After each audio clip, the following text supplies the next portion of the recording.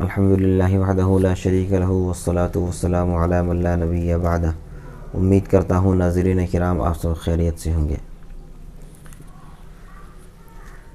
آپ نے بارہا اس کا تجربہ کیا ہوگا، نماز کے دوران جب آدمی کی نماز چھوٹ جاتی ہے، نماز نکل جاتی ہے، مثلا ہم نماز پڑھنے کے لیے گئے، ہماری 1 رکعت 2 رکعت 3 رکعت نکل گئی اور ہم امام صاحب کے ساتھ نماز میں شریک ہو گئے۔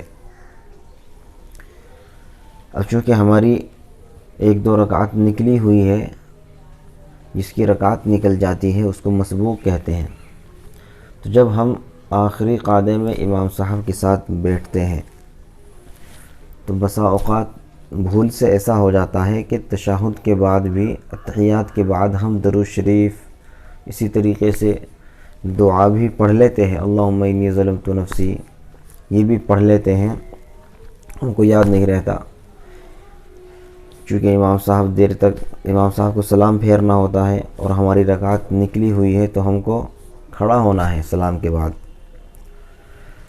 تو اگر آدمی تشہد کے بعد درود شریف پڑھ لے، دعا پڑھ لے، تو کیا ایسے شخص کو بعد میں جب وہ اپنی رکعت کو پوری کرے کیا اس کو سجدہ سہو کرنا پڑے گا یا نہیں کرنا پڑے گا؟